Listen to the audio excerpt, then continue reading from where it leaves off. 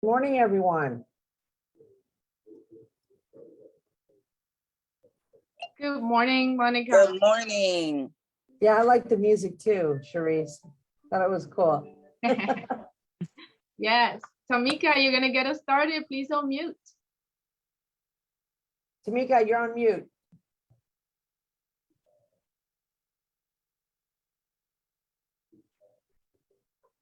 There you go. So good morning, everyone, and happy Friday. I am Tamika with the Office of Economic and Small Business Development, and I want to welcome each of you to our conversation on access to capital and resources in celebration of Women's History Month. If you're joining us on Facebook, we encourage you to post your questions in the comments, and if you're on Zoom, please post them in the Q&A section.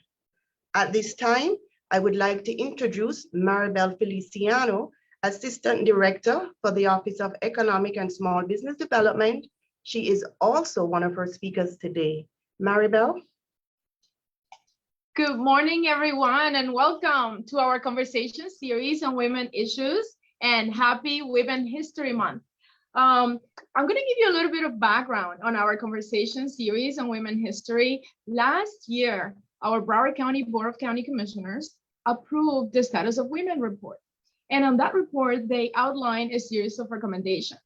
And our office decided to adjust our programming, come up with some new ideas for new programming to address some of the recommendations of the Status of Women report.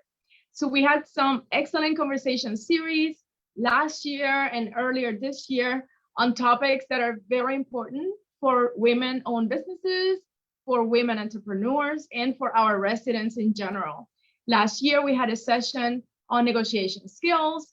This year, we started the year with a very interesting conversation on women returning to the workforce and resources for women entrepreneurs.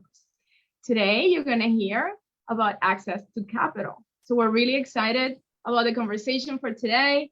First, I'm going to introduce to you our speakers and later our moderator. So let's get started.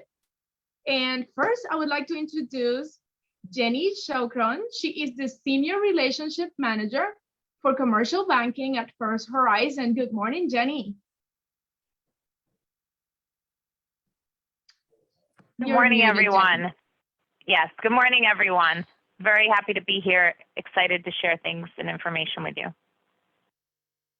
Thank you, Jenny, for joining us. We also have this morning with us Monique Coker, and we like to call her Mo or Coach Mo, and she is the VP External Affairs Market Manager for Florida Market Comerica Bank. Good morning, Monique. Thank you for accepting our invitation.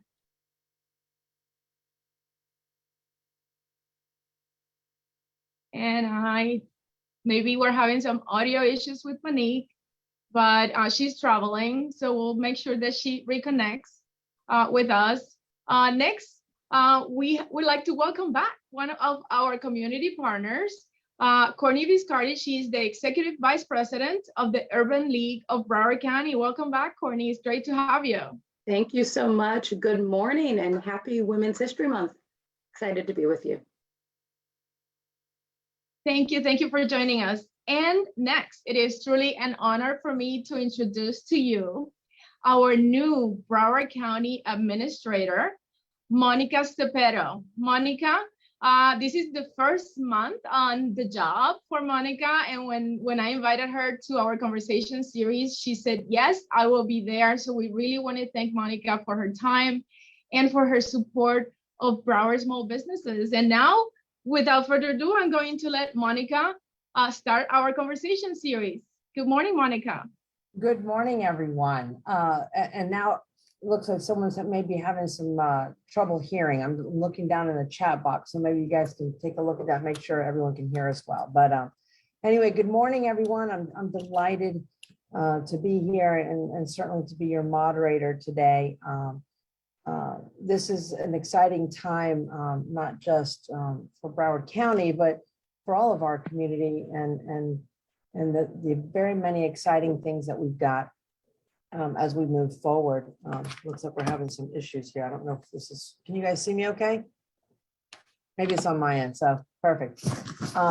So, the challenges, we're going to talk today about, some of the challenges maybe and that businesses face as we are trying to access capital. And so we've got a really distinguished panel here that I think will provide some good insight into maybe and provide some good tips, and we'll hear what their suggestions are to have access to capital. So, I'm honored not just to be serving as moderator today, but really to take on the reins of this exciting organization and the many things we've got in store for us. And particularly, pretty cool that I got to take the reins on the first day of Women's History Month. The first Latina administrator, the first member of the LGBT community administrator, and then I get to follow my predecessor as yet another woman in this really important role. So really exciting time for us on many levels. And I talk about embracing diversity on every level of the spectrum, and not just what we look like or where we came from, but to honor all aspects of our diversity and our diversity of thought, our diversity of experience, and our diversity of perspective. And I just overall, I know I'm preaching to the choir here, but when we have people around the table that come to an issue from all different perspectives, we make better and informed decisions. Those decisions that are reflective of the community that we live in and that we serve. That is my philosophy in life. You will see that from me. And again, to celebrate Women's History Month, I think is just worthy of pausing on that for just a second to celebrate that. So I want to thank everybody for participating, and certainly our distinguished panel members. So Maribel, without further ado, I think I can kick off officially the opening statements that I wanted to make. And really, again, we're talking about, access to capital and funding, right? And to start and grow our businesses, and are some of the top challenges, that businesses face. So, capital, as you all know, is the lifeblood of any business, but especially with, small businesses, right? So, most entrepreneurs, can't really start businesses or scale without adequate funding, throughout microloans or commercial lending or investment capital. So I wanted to go ahead and get started here and just kind of set the tone there. And honestly, to get a loan, you need to demonstrate two things, basically, the collateral and the ability to pay back that loan. But first, you must know how much you need to borrow and for what. What is it that you want to borrow for, right? So to know exactly what you need requires you to develop what we all know and love is a business plan. So I wanted to go ahead and kick this off, and I'm going to start, if I may, I think I can have some personal discretion here. I'm going to start with Jenny. So Jenny, how detailed should the business plan be, and what are some of the core components?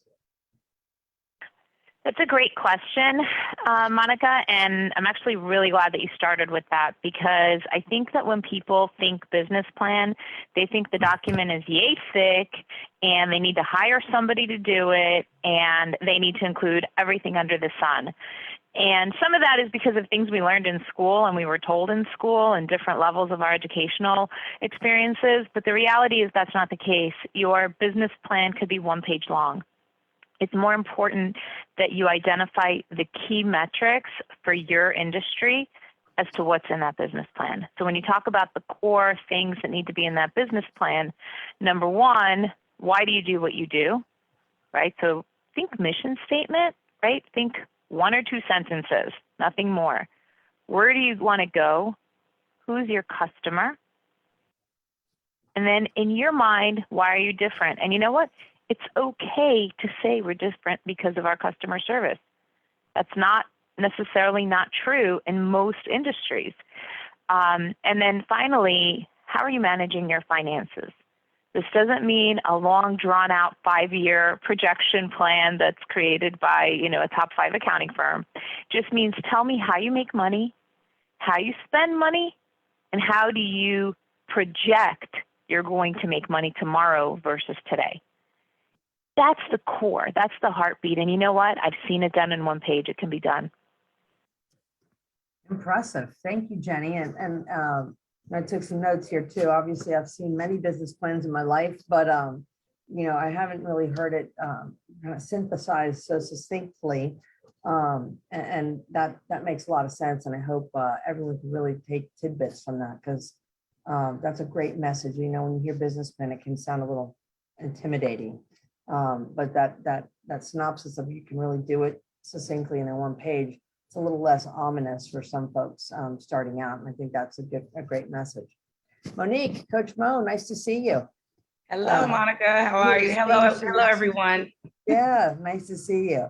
Well, you got to hear what Jenny shared. Is there anything additional that lenders are looking for in the business plan that you can add on to that?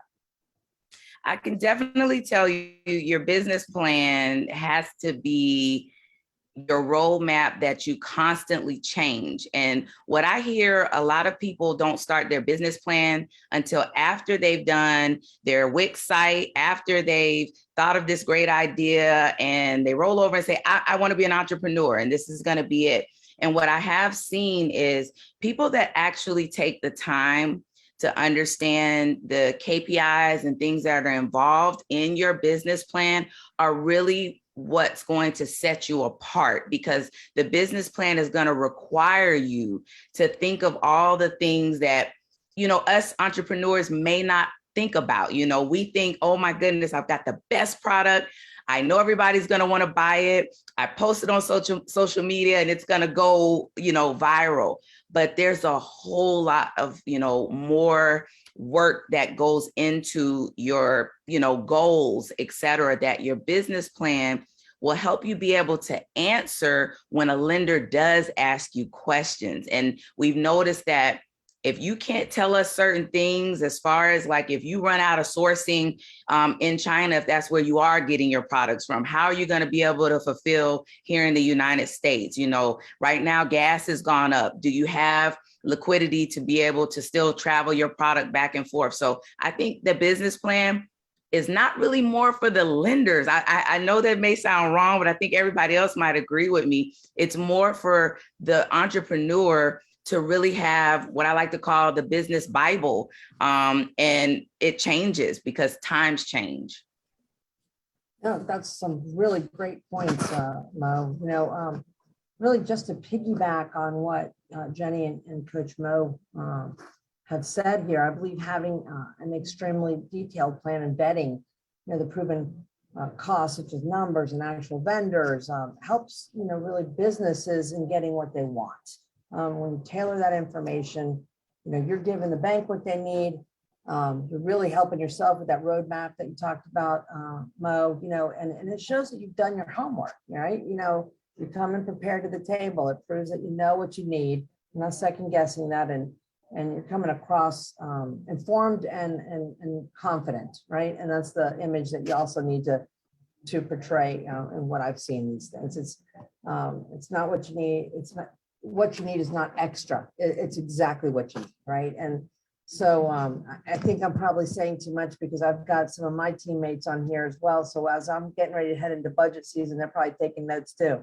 So they know what to come forward and pitch to me. So Maribel, on that note, right, I know, right on cue, right? So, Maribel, I know the county, obviously through our OESBD development programs helps businesses quite a lot, to develop the business plans.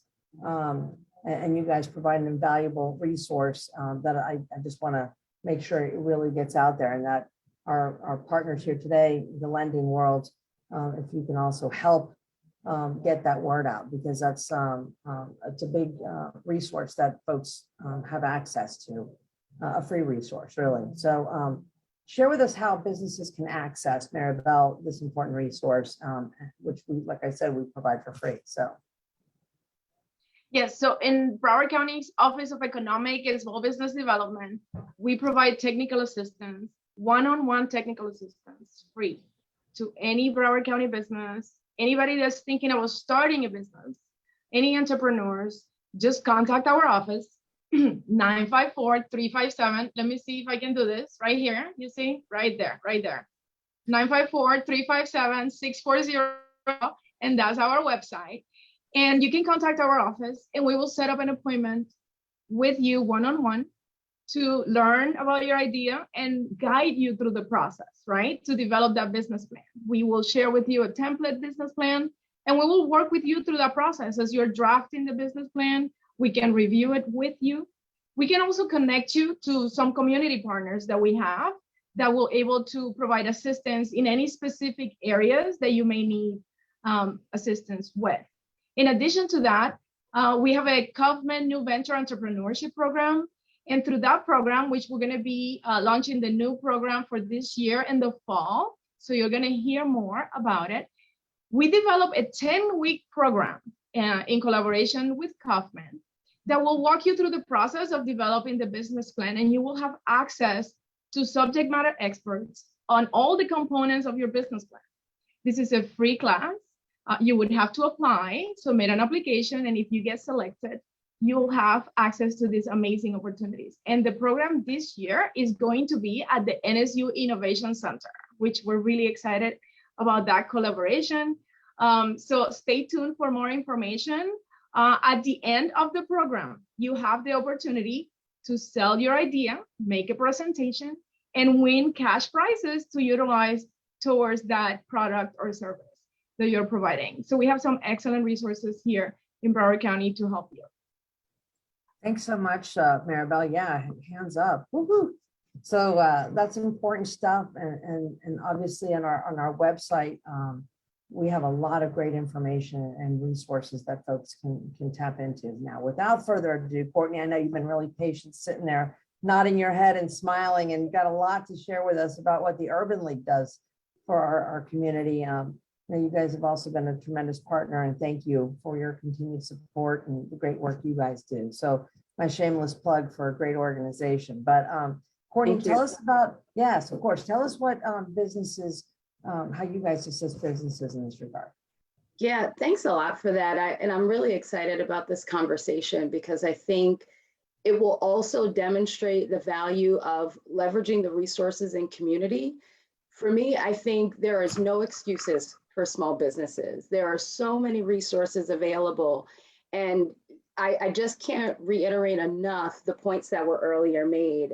We talked about the business plan, and I just have to say this because I think it's so true that small businesses often treat it as a formality, that I'm doing it because I have to submit it to the bank, or I'm doing it because I'm trying to get this grant, but really it's for them.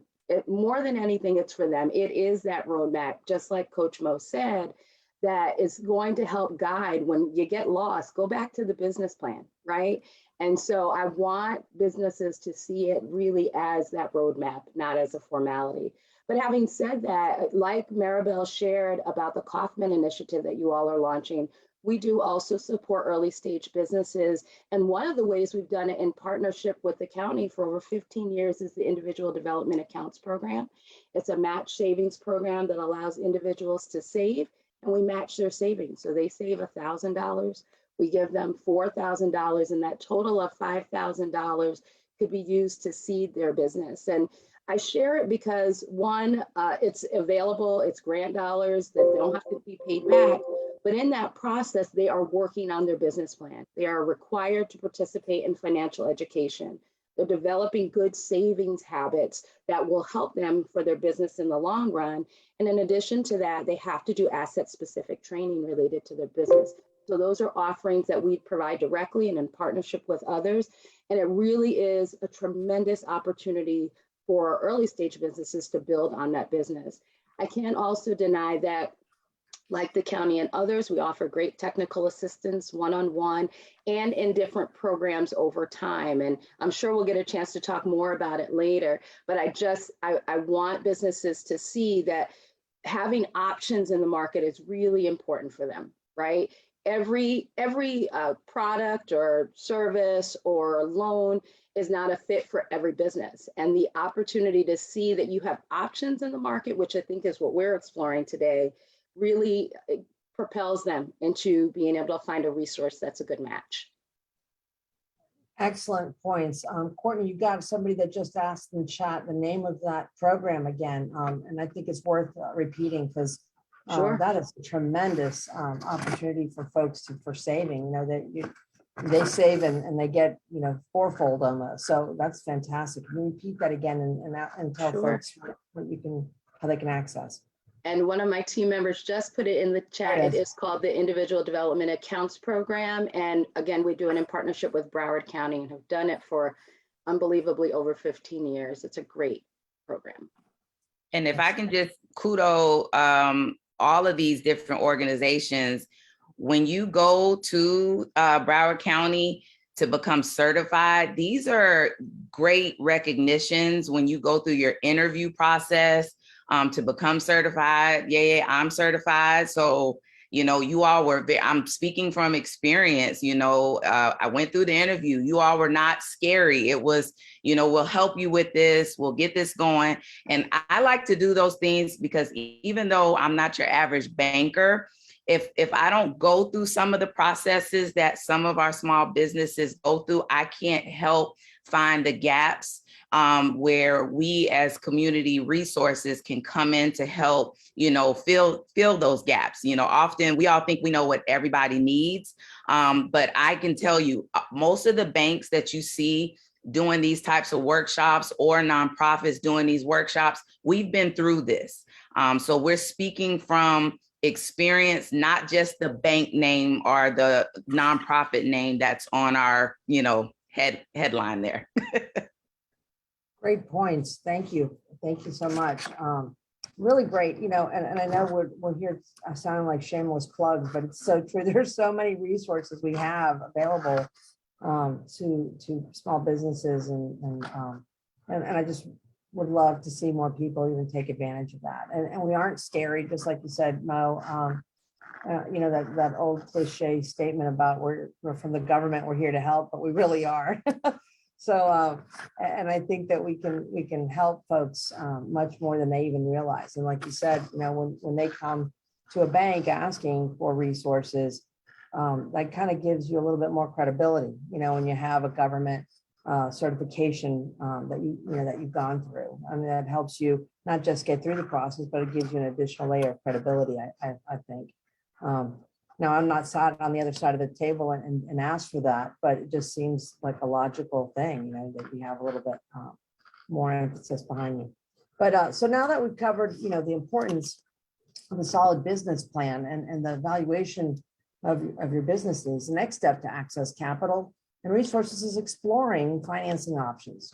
It's important to determine what type of funding is right for your business, because not a one size fits all. It doesn't work that way.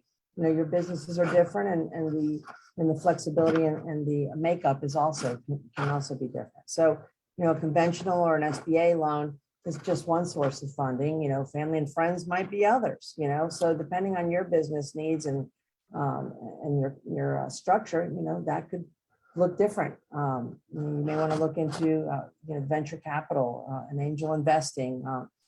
So I'm going to put this out there to all three of you guys, or four of you guys here. How does someone evaluate funding options and what might be the best fit for them? Jump in. Can I say this before we even jump, Monica? Respectfully, Sure, Courtney knows I'm going to keep it 100 with everyone.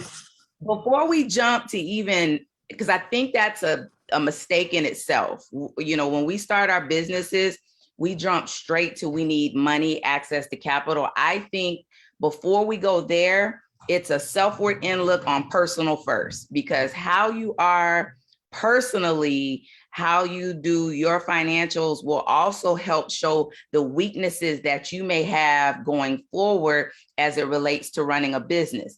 I'm very honest. I am not the best with being organized, the best with keeping up with all the ins and outs of the business. And that shows when I sometimes like to splurge. I'm very real. I love to shop. So you have to kind of, I think, look at the personal first.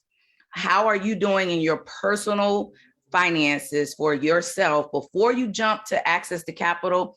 go seek assistance from the Urban League. I don't know if you all offer personal financial literacy, but that comes first because it's not really taught to any of us. You know, now our kids are getting it, but it's a gap. So before we go there, I know my peers are nodding their heads.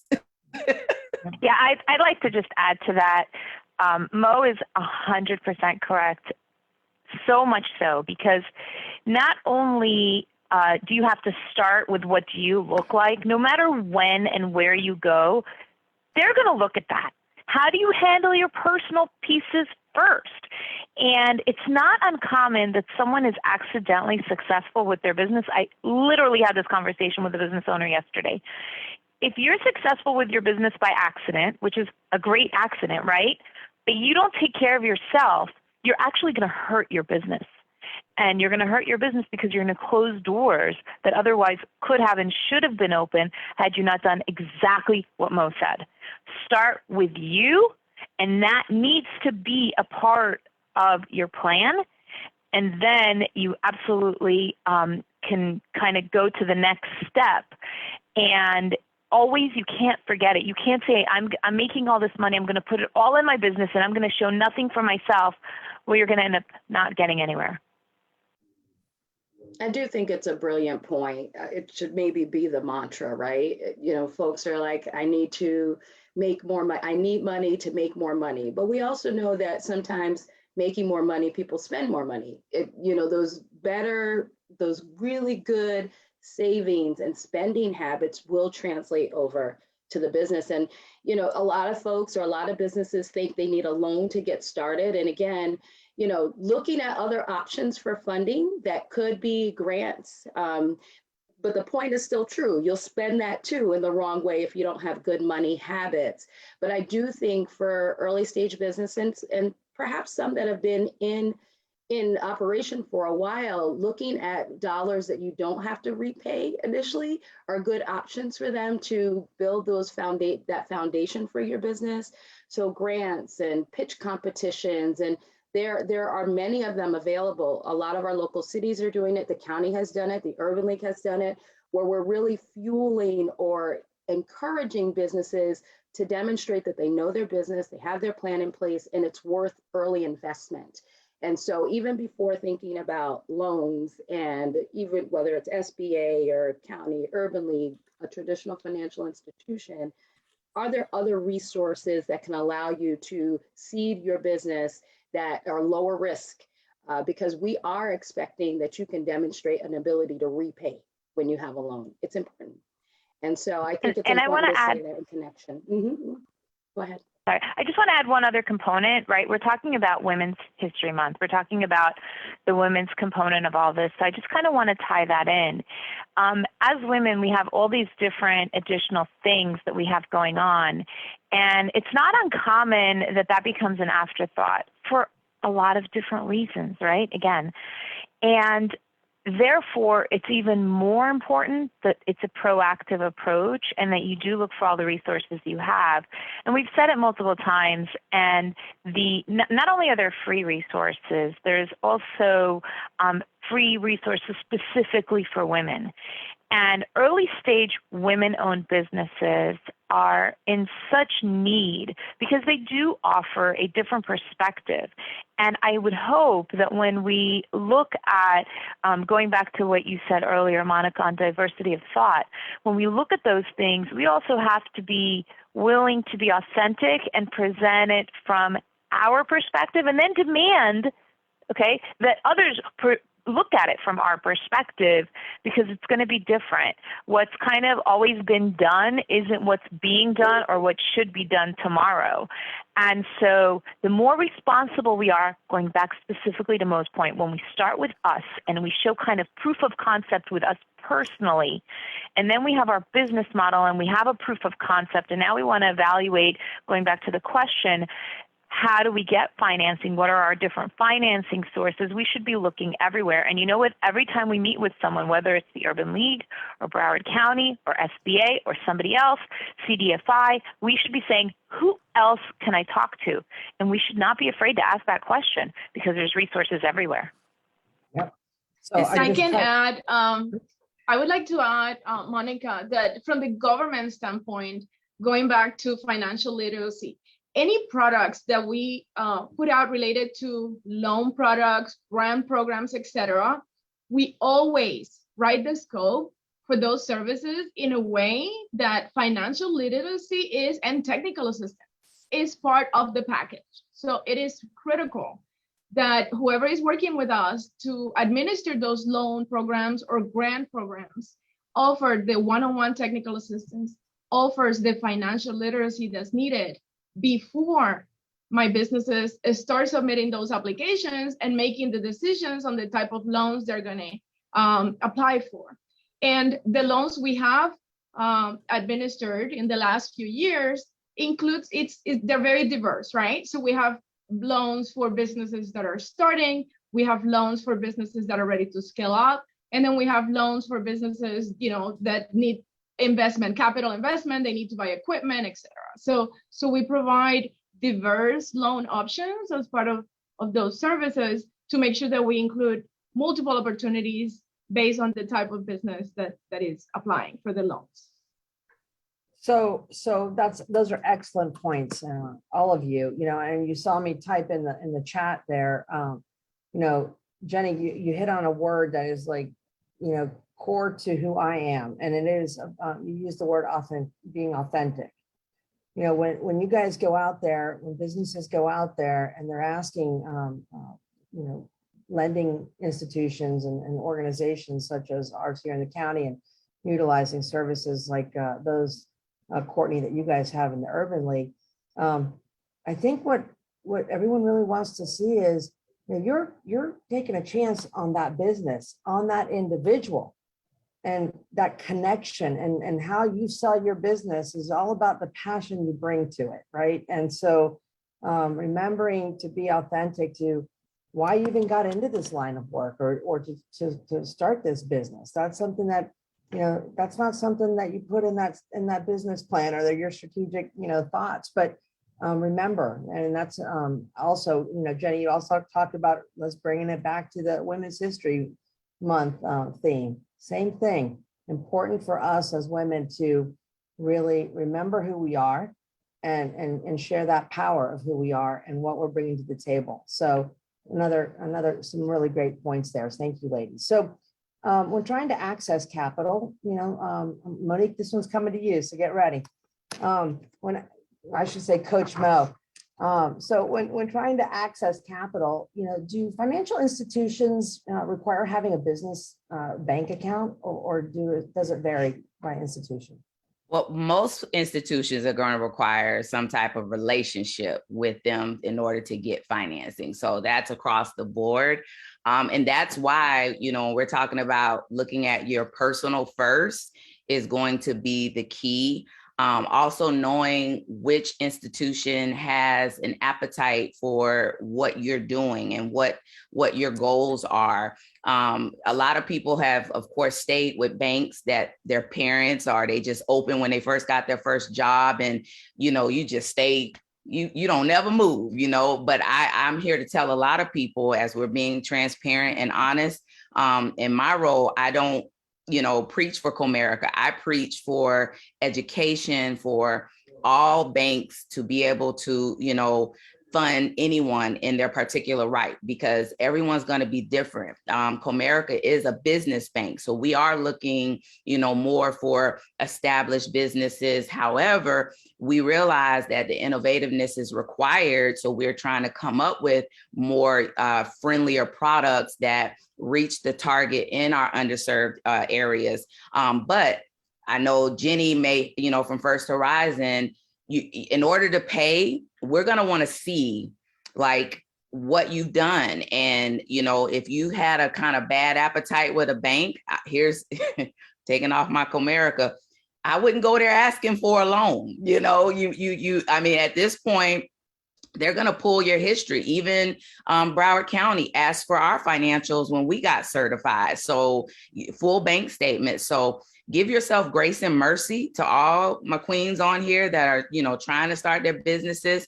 If you didn't have a good relationship, go find another one. That's the great thing. Take care of whatever it is. Now, if you had a negative somewhere, take care of it. But the footprint is there. Your trails, your heels left marks, wherever that was.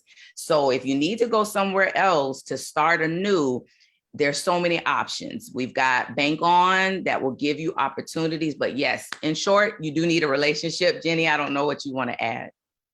Well, the next question is going right to you, Jenny. So you can add on that, but I also wanted to, maybe you can touch on maybe, how do lenders evaluate income? Is it kind of, and your debt and the cash when determining the terms of the loan. So right, on the heels of what Coach Mel was talking about, maybe you can hit on that as well.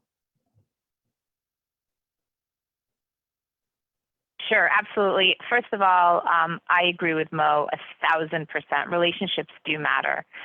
And there are so many banks, and they all look at everything a little bit different. They all have a different perspective and a little bit of a different appetite. And the small banks might love you and want to work with you and can't, or the big banks might love you and want to work with you and they can't because their box is going to look a certain way.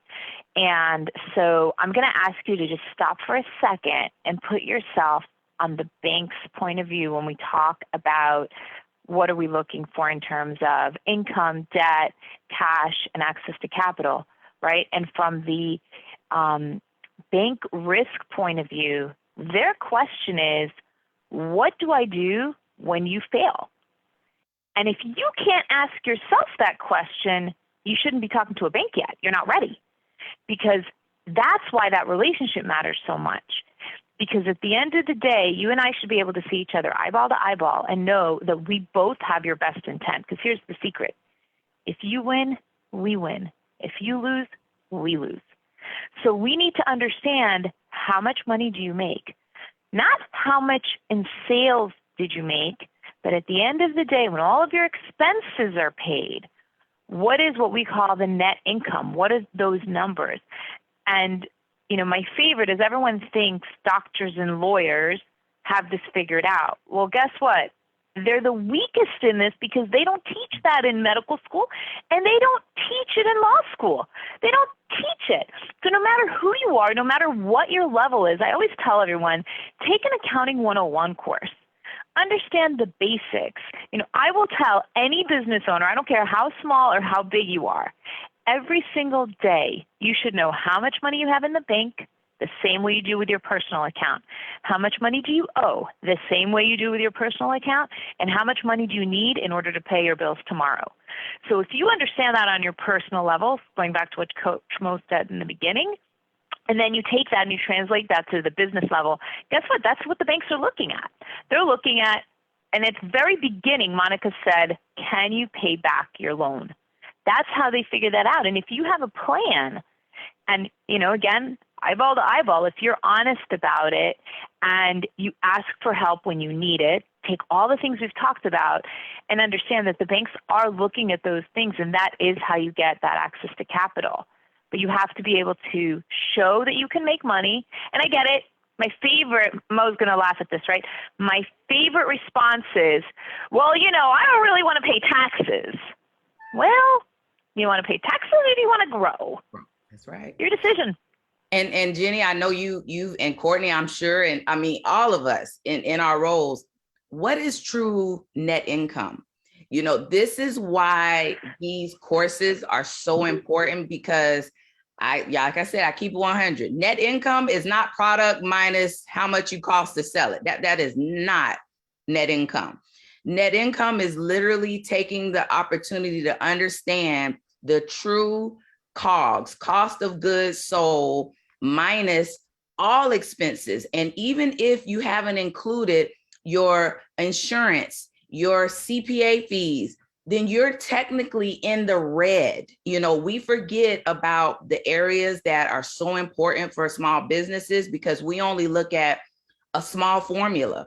The formula has to include, and I know that's scary, but the formula should include your super team. And your super team as a small business has to be an attorney, has to be a CPA. And I know in a lot of communities, we don't understand what a real CPA is and an accountant. It is not going to some of these traditional places that cannot understand the appetite for your business, how you need to show your, residuals to the bank.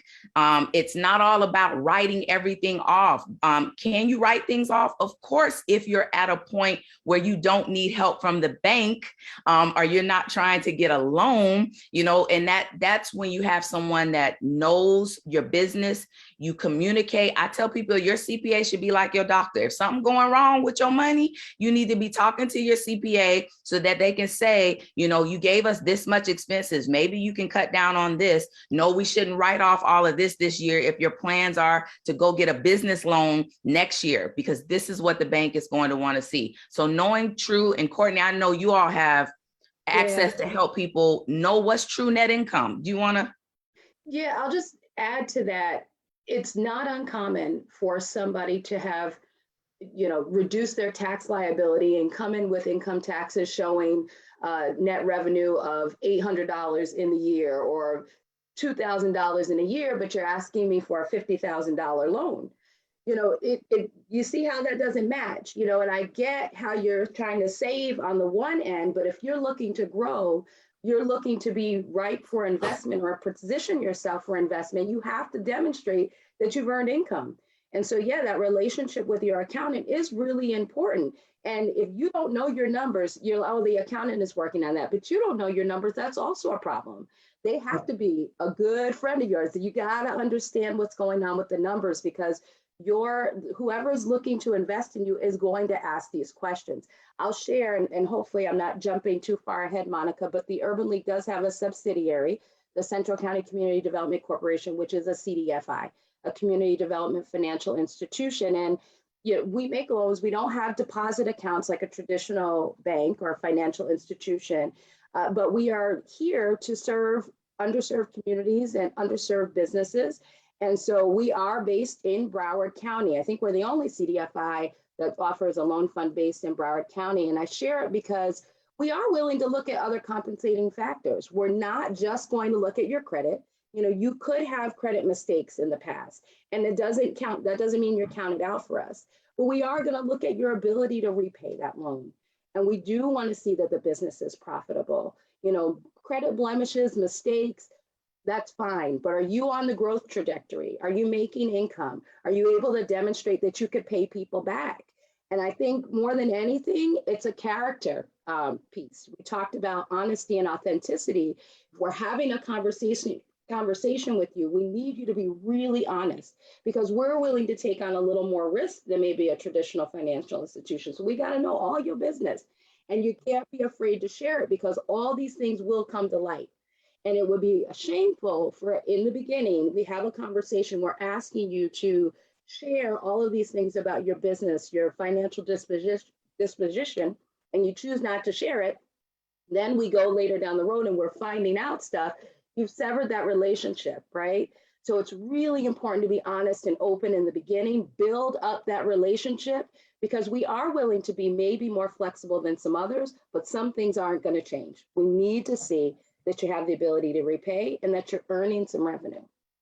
Well, Courtney, thank you. And you did jump, and Mel, I'm going to come right back to you, but and I'm laughing because you jumped right to the next question I had, was we're asking you to talk a little bit more about those programs that you've got. So you answered the next question. You must be reading my mind. So there you go. Mo, you were going to say something, and then I'm going to jump to Maribel after you. Yes, Monica, I think I saw some nonprofit questions in the chat. And let me tell you, if you think it's hard to get a business loan as a for-profit business, I just need to, it's even more difficult to get a loan as a nonprofit, because there's not one person responsible for paying back the loan. A nonprofit is set up totally different. Even nonprofits I work with, they struggle with finding financing, and that's why their appetite is always, restricted or unrestricted grants. Even more so from bigger areas outside of the bank. A lot of people go to the banks when they're nonprofits, There's so many government grants for nonprofits that are less competitive, that are out there. So I did want to say that because I don't think we've talked about nonprofits.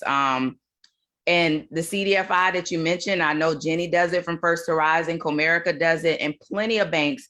We know you're not bankable yet when you're a startup.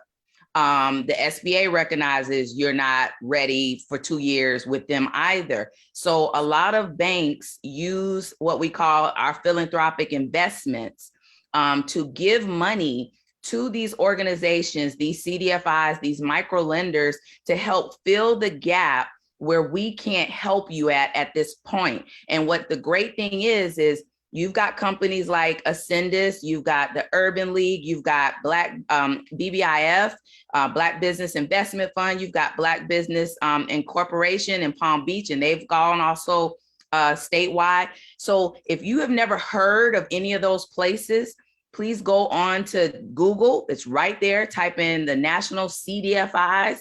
You'll see a list all for somebody saying Hispanic Unity. I didn't know they were a CDFI. Yeah, I don't think they are. And that's the difference. Courtney, I'm thinking Courtney. Can you, Monica, I'm sorry, but we going to explain the difference. I know you're going. And I don't think I'm gonna be asked to moderate another session because I clearly don't. No. I'm sorry.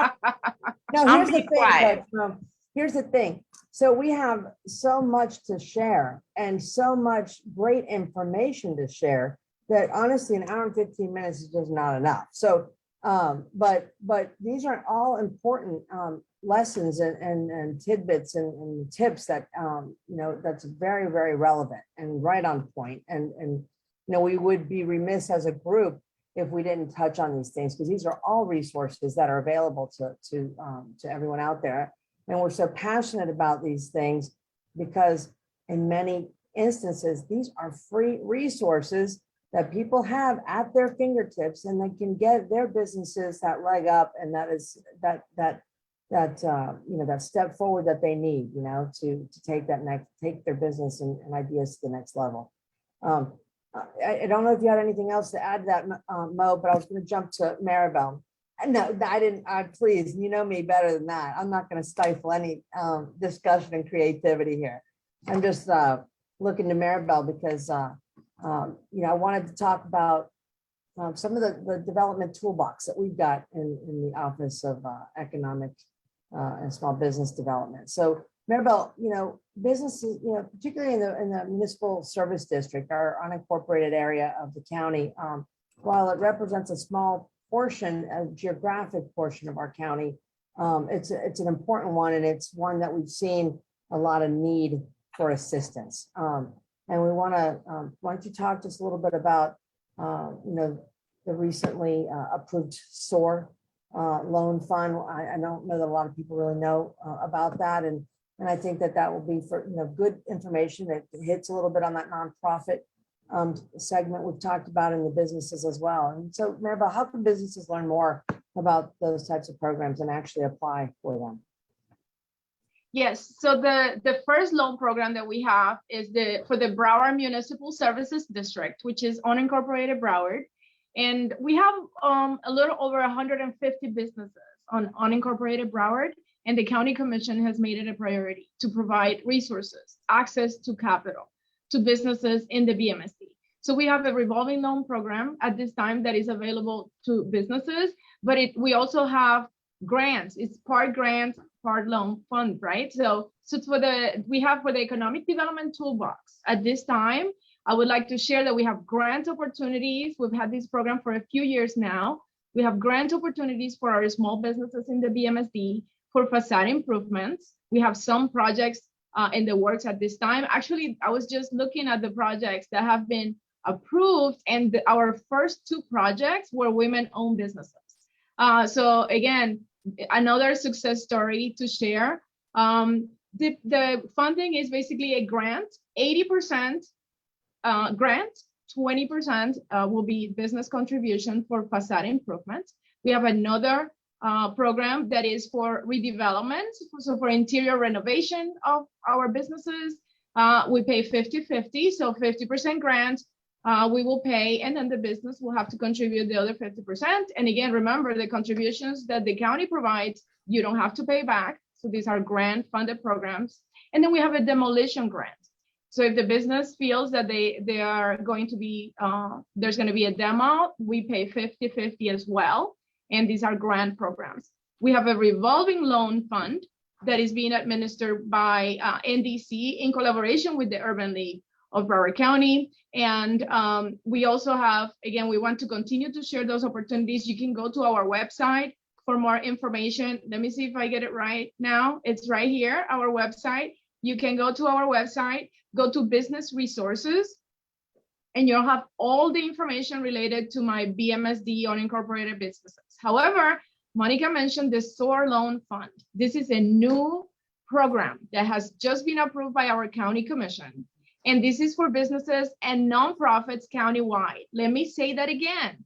This is for businesses and nonprofits countywide, everywhere in Broward County. We're gonna do the official launch in the next couple of weeks. So you are hearing first the information from participating in our conversation series. And this loan program has been dedicated for businesses that businesses and nonprofits that are basically recovering from the pandemic, right? But it's limited sources of funding. The maximum is, we have a $5 million pot for Broward County businesses. So we want you to go to our website today and start looking at what the requirements are. What are the information that you need to submit? And remember, it's businesses and nonprofits. So another excellent program, capital up to $100,000 for our businesses or nonprofits. If you go to our website right here, you'll be able to get more information on both programs.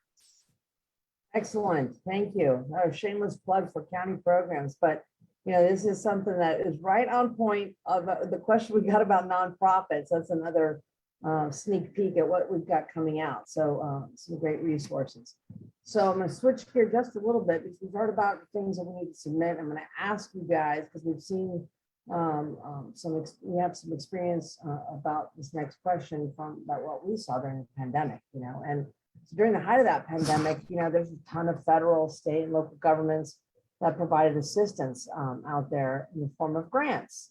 Well, guess what? When we give money out just like anyone else did, there was some paperwork that needed to be submitted with that, and really things that can help document.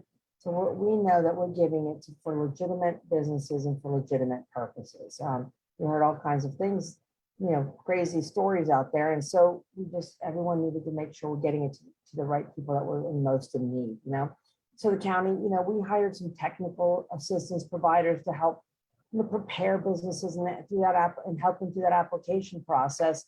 And that was really, service we provided at no cost to businesses. But during that process, we really noticed that there was some businesses that just didn't have the appropriate documentation to secure the grant funds that they were in desperate need of. So, they weren't, because of that, some folks weren't able to kind of take advantage of that funding assistance. So I'd like to hear from our speakers here today, what words of wisdom or some tips that you might offer to businesses to help them to prepare and to be successful when applying for grants. I'll open that up and be mindful. We got about 15 minutes. I got about 3 or 4 more questions. So I want to be able to try to hit on some of this important information for everybody.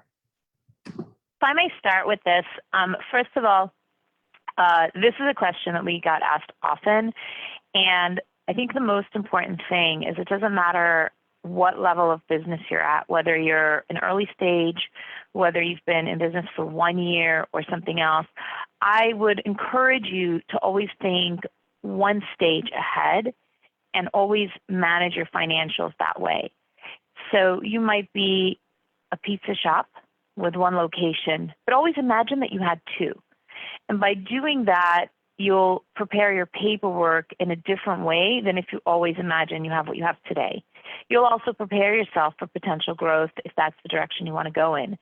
The other thing I want to say, and then I'll quiet, is, we're sitting on this panel But I have news for you. I don't think there's one of us, Courtney, Mo, I don't think there's one of us that didn't learn something today. And the reason that I mention that is because this is an evolving, forever growing, this is why I love this business, forever growing industry. And you have to demand an understanding of the basics in order to know what you need tomorrow in order to plan ahead. And it's always going to change. So you always have to leave those lines of communication open. Great point. Anybody else, Courtney or Coach Mo, anything else to add to that? Right, Maribel? I think honestly, staying aligned with what's going on in the economy. A lot of businesses have this on and they're only focused on their business.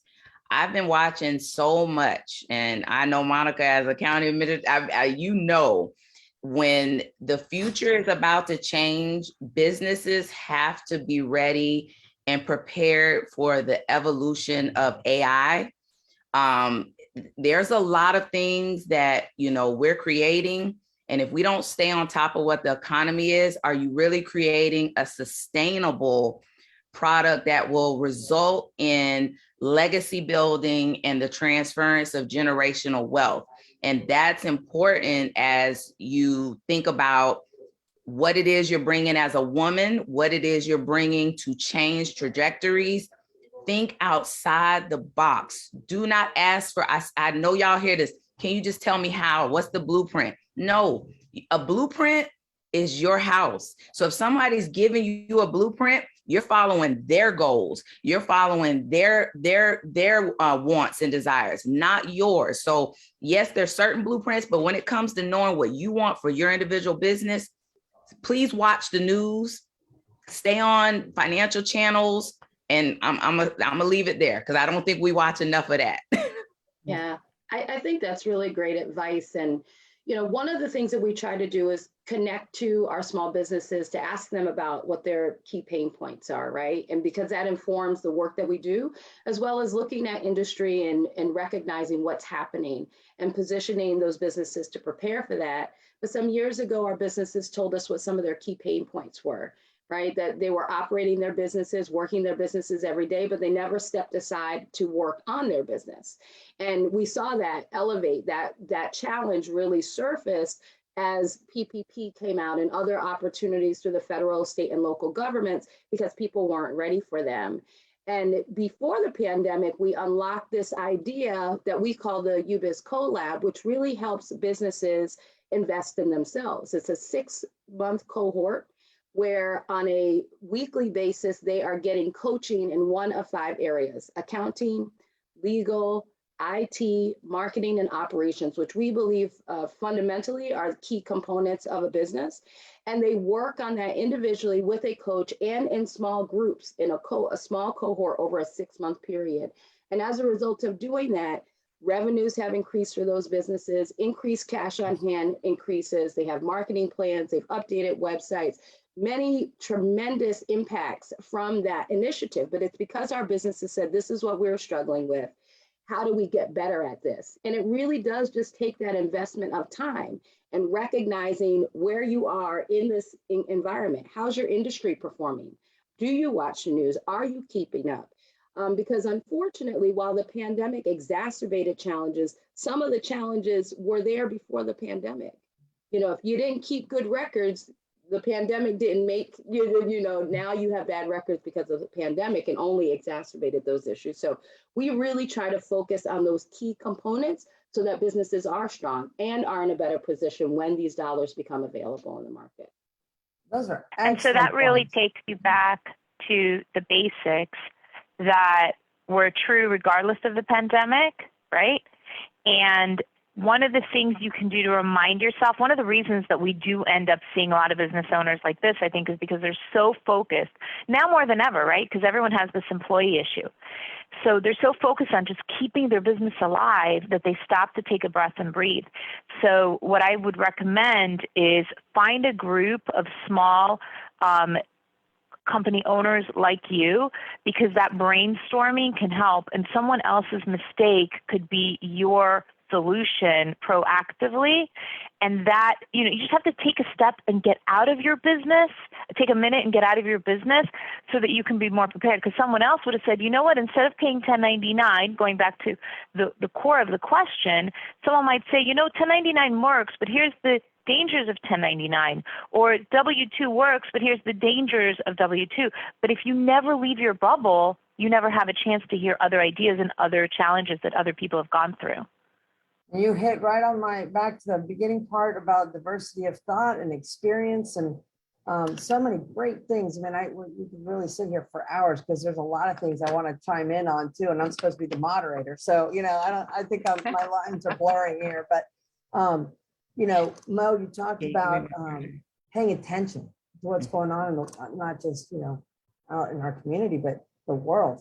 I mean, I constantly say, we are a microcosm. So whatever's happening else, all over the world, it will eventually come and hit us in some way, right?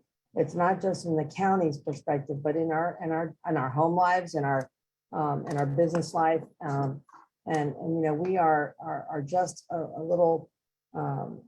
It's like the domino effect, and we will eventually get it. The county you talked about, Mo, about as a county administrator. So imagine when you're sitting there with your business, right? Well, guess how many lines of business the county has? Over 60 lines of business. So we are constantly pivoting as an organization, and we have to pay attention. Courtney, you talked about the accounting, those 5 areas that you focus on. Those are critical. So as I'm listening to you, when you hit on accounting, I'm hoping also it's not just the accounting and finance piece, but also budgeting. That's my plug for me, because I grew up in the budget world. I cut my teeth as a budget analyst, so I look at it that way. So any business that you go into, you might be the best at pick any small industry at making widgets. We're just going to throw this out there. You may be the best widget maker, but at the end of the day, if you're not a good accounting and budget person, your business is not going to be successful, right? You may be the best maker of that widget, but so in any line of business, you got to understand the numbers, so that's how you can also be successful. So financial literacy is probably one of the most important things, in my view, of what we can share and help people to take those next steps that we're then eventually talking about. I was going to ask Maribel to talk more about some of our programs, but I think we've done a pretty good job. And at the end, we're going to put up all these links so that we can access these resources. But I also want to talk about, planning is a key when it comes to successfully navigating, the access to this capital environment that we're talking about today. Planning and doing your financial homework, might be the most crucial parts in really getting, the resounding yes that we're all looking for. The reason why, people have joined this session today, you want to know how you're going to be able to access the money and get a yes. So, before we move into our kind of question and answer section, I'm going to try to bring it in for a landing a little bit. And I want to hear from each of our panelists and share one tip on the importance of building strategic and meaningful relationships. Again, the financial piece is really huge, but you don't get the relationships.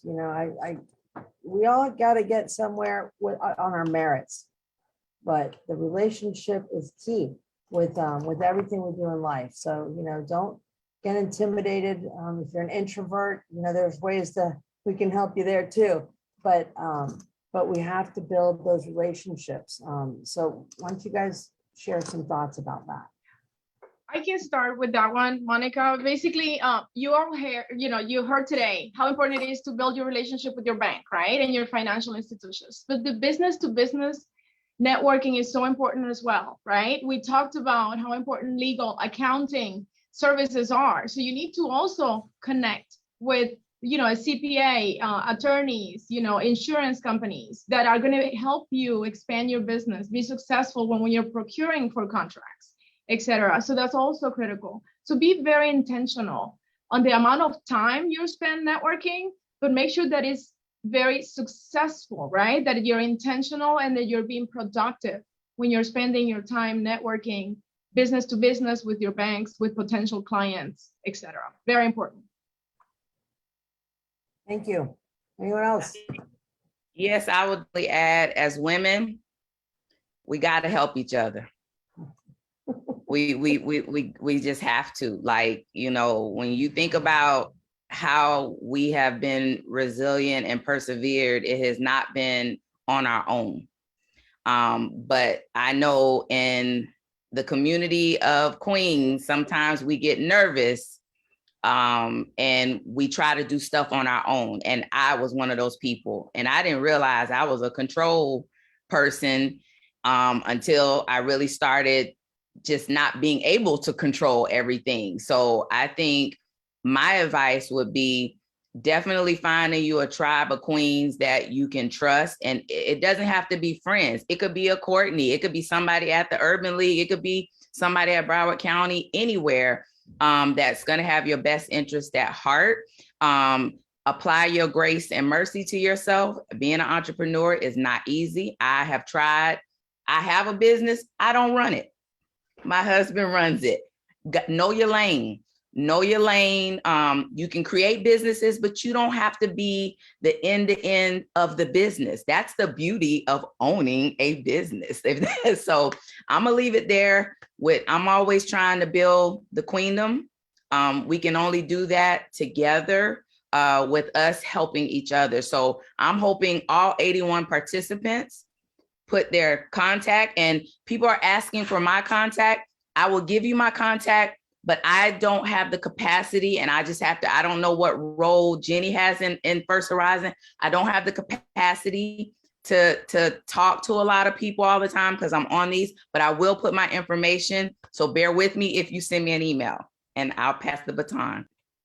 Yeah, Mo, thanks for that, because I would echo similar sentiments. I don't mind sharing my email, but I'm likely going to connect you to one of my awesome team members at the office who will work with you versus me. But you made some really points. Recently, a young lady was inquiring about some programs, and she wasn't eligible for a program that she was interested in. She was like, I'm a strong Black woman.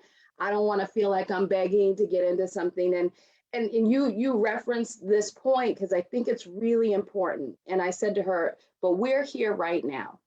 And just because you didn't get into that program, it doesn't mean there's not something else for you. And it does take really important key relationships in this because it's hard.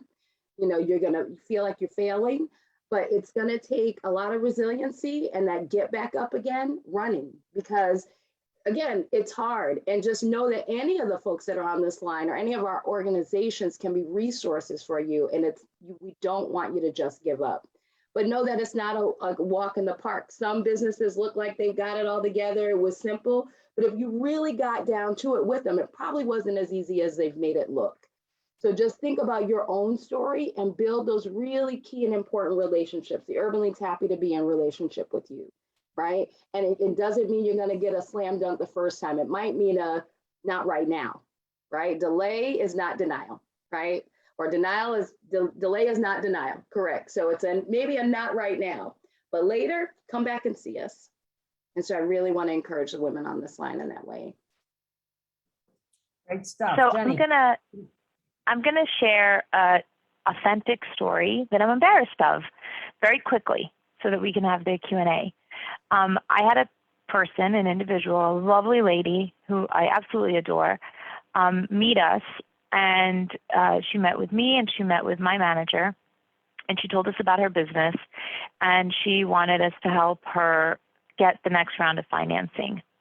My desire to help was and is there 1,000%.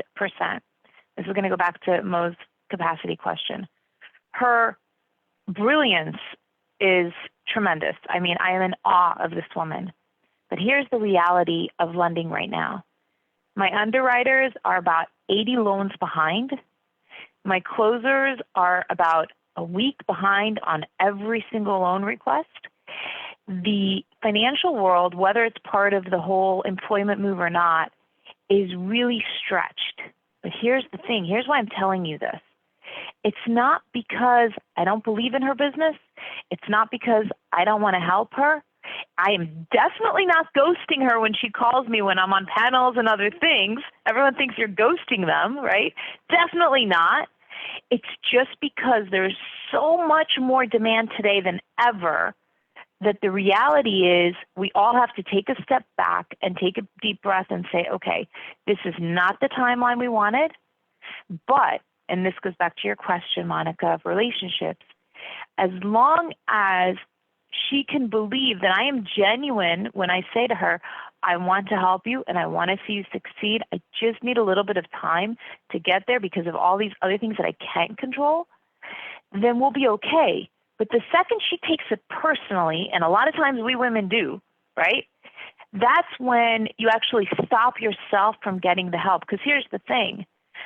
My relationships and Mo's relationships, and Mo and I work on other areas together to help the community. The relation, and Courtney, exactly the same thing. The relationships that we build eventually, first of all, they take time. They don't happen overnight in one meeting. And they become friendships, and we end up being friends with these people forever. And we're really able to help those relationships. But we also have to remember that we also have families and we also have other people that we work with. And in the beginning, it's really hard. And this is why it's so critical that you take some accountability and understand all the things we've already talked about in the financials, because I'm going to teach you, because I can't help myself. If I'm sitting with you, I'm going to teach you as much as I can.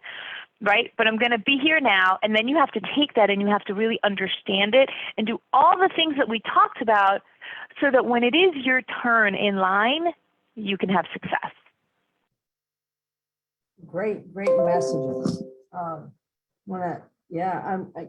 took some notes here while you guys were talking and you talked about, I heard themes of, basically lifting and supporting each other. I literally, last night, was on a group messaging, a Facebook Messenger with a bunch of strong women that I've known for probably 30 years. And the last text to the group that I sent last night was, remember to support each other.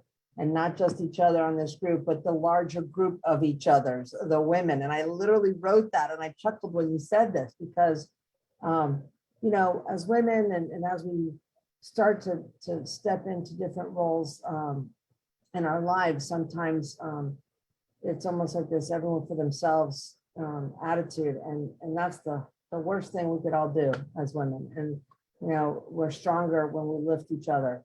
And help and provide support. And that's something to remember. And, Jenny, you talked about something you were embarrassed about, but, quite frankly, part of the beauty of us as women leaders in all industries is the ability to be a bit vulnerable. And that's okay. Because you're going back to your authenticity, right?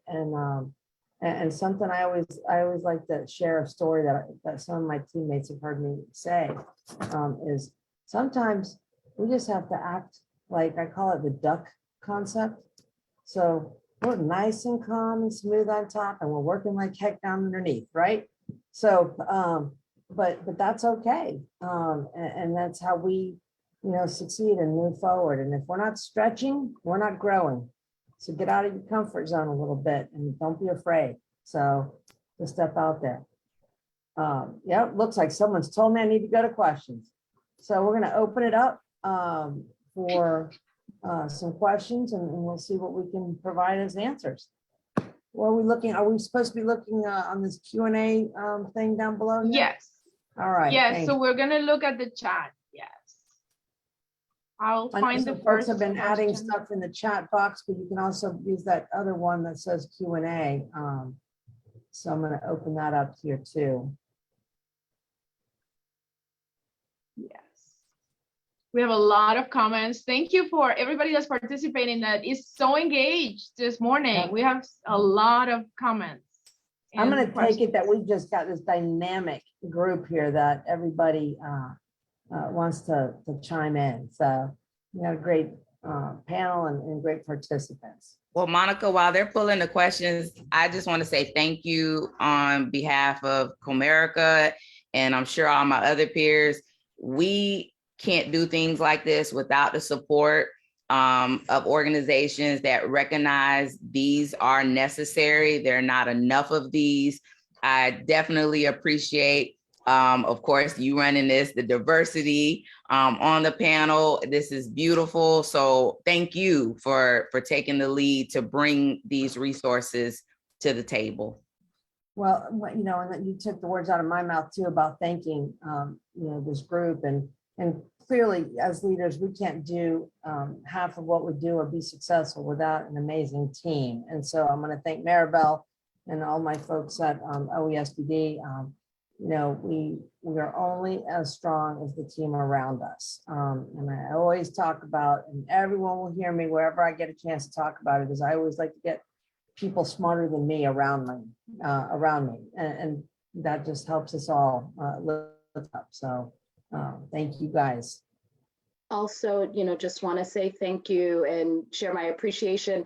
You know, in as much as we're providing education and resources, this is also helpful for us because we want to be able to tell our story. We want to be able to share our resources so that community can connect with us. And the last time I did this in partnership with OESBD, we did have a candidate who was able to secure a loan for their business. They were in a predatory loan situation. We were able to help them pay that off, get low interest, and be able to use the balance for working capital. So it's because of forums like this that we're able to do the work that we do. So again, just thank you, Monica, Maribel, and the county team, and my colleagues here. It's a pleasure. Thank you, everyone. And I am able to access the questions now. So the first question is from Latoya, and she wants to know, how do you determine these projections when relocated during the pandemic? What factors do you look at in terms of what goes in and out? I can start, and I'm sure Courtney and Jenny will chime in. Projections, especially when you're moving, we know, you know, the pandemic caused a lot of chaos for everybody. Of course, you want to try to do that before you move, because if you're moving into what we call in marketing a red ocean, which is an oversaturated place, and with the pandemic being, you know, in effect, it might not be a positive move. Sometimes we feel moving, and I've heard this before, I'm moving to Georgia, I'm moving to here.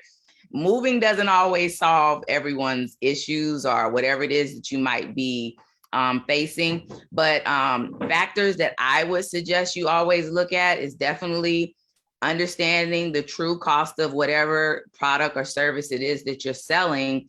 But that includes your work. That includes hosting of your websites. That include, I mean, it's every factor, and then being able to apply how much your product or service is going to actually cost. I don't think a lot of us really know how much it costs us to actually, what's the word? Help me out, y'all. I'm having a moment.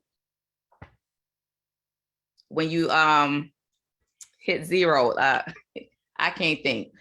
But when you get out of the red, basically, a lot of us don't know how to get out of the red because we're still in the financial solvency. When you reach that point of hitting, right.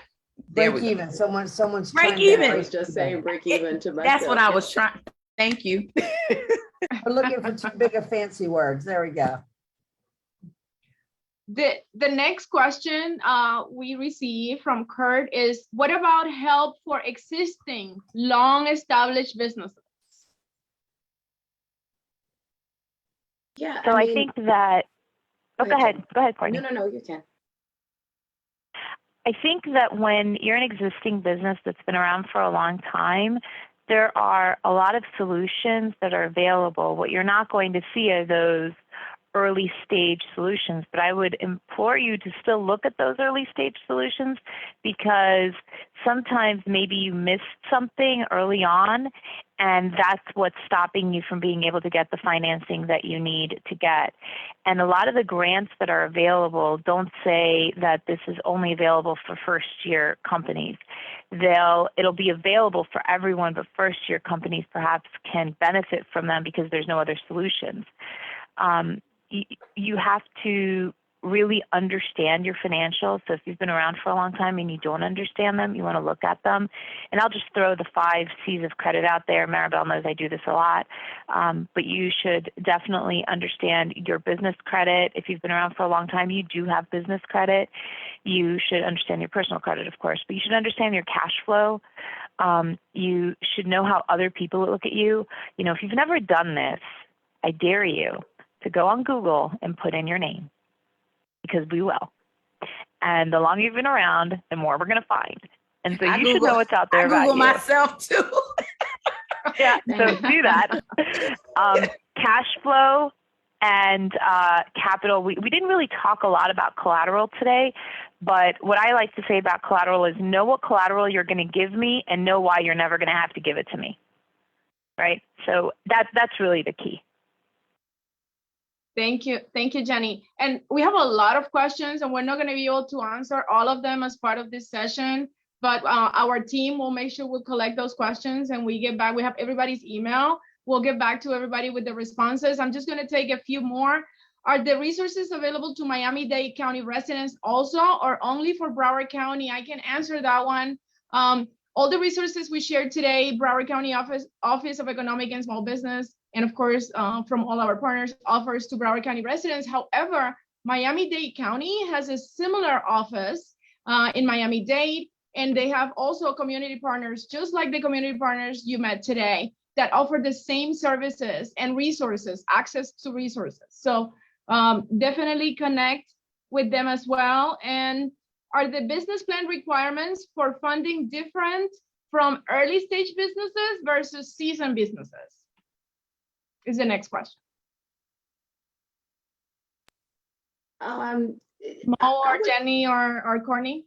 Yeah, and just going back to the other question too, we do serve Dade, Broward, and Palm Beach County with the loan fund side, while and the technical services as well.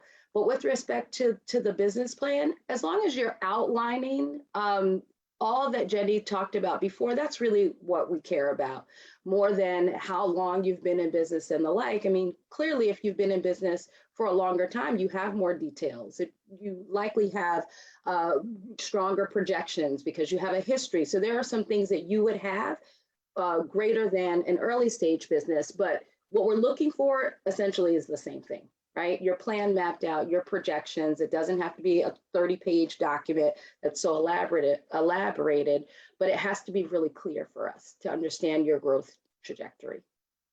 And there's no one size fits all for us. Like, I know we don't look at, if I've got a cosmetic company coming to me, I'm going to think about another cosmetic company's business plan. No, I mean, that definitely not. But I will say this.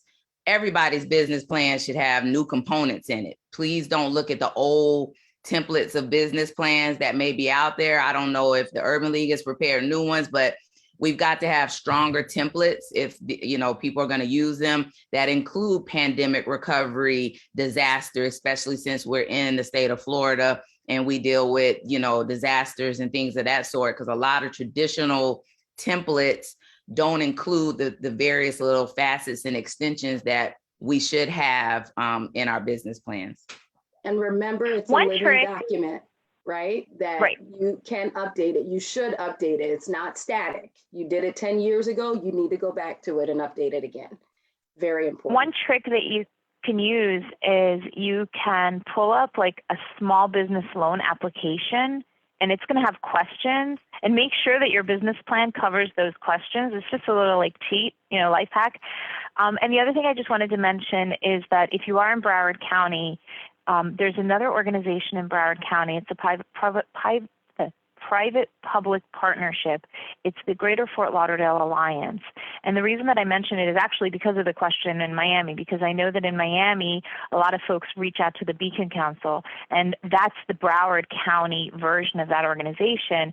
And that's a great organization for networking, for understanding more about your business. There's certain sectors like health sciences that they have a very strong focus on. They'll give you a lot of free information, a lot of free resources. They'll connect you with other companies that you might be able to be a vendor for, or you might need a supplier, and it's all free, right? So there's other organizations in the county as well that you should be aware of, and their focus is to grow the economy of Broward County.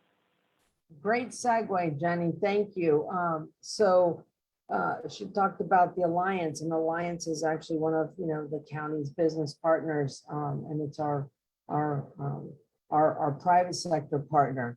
And like you talked about, the Miami-Dade Beacon Council counterpart, and we work really closely with them. And so, as you can see, we have an amazing group of partners throughout the county, including the distinguished folks we've got here today. And I want to thank each of you for your participation. Courtney and Jenny and Mo, thank you so much. And you see here now, Maribel's putting up some slides here with some of the contacts of our speakers today. I want to thank all of the participants and all the folks we've got on the line today. Hope that there was some good information that was shared. I certainly feel that we have had a great organic conversation. And for those of you still on, this was not kind of coordinated. We didn't have any kind of rehearsal. This is what you get when you get a lot of dynamic folks that have a lot of great information to share. So thank you to our panelists and to everyone for participating and listening. I think Maribel, just as a final remark, I know that if some of you joined in late or want to share this, you can watch it later. It's going to be, I think, up on the Facebook Live page or the OESBD Facebook page. And if you can maybe either Tamika or yourself can post that link again, and people can share that. That way someone can go back and watch it and get some of this great information. So with that, I will close and thank you so much, and have a great Friday afternoon, a great weekend. Enjoy it. Thank you so much, Monica. Thank you, everyone. And the next slides we're going to share with you very quickly is some upcoming events that we have this month. We want to invite everybody to the Broward and Beyond Business Conference. May 6th is a free event, completely free, full day conference at the Signature Grand. Please go to our website to register. More upcoming events, also free events. You'll see the next slide is going to be money to help you train workshop. So we're working on collaboration with CareerSource Broward. They provide funding to you to train your employees. Please join us March 31st for this webinar. Also on our website. Next, we would like to invite you to the 4th Annual Women's Empowerment Summit in collaboration with Broward College and many other community partners. This is going to be March 31st as well. One is in the morning, the other one is in the afternoon. And next, I think we have all our contact information, our website, phone number, email us. And next, I think connect with us through social media. You'll be able to see, here it is, Broward County OESBD for Facebook, Twitter, Instagram. Follow us and share our information. And Facebook Live, if you go to our website, our Facebook page, you will have access to this recording. So we hope you join us on our future conversation series, workshops on women issues. And this has been an amazing event. Thank you all for joining, and we hope to see you very soon. Thank you all. Thanks.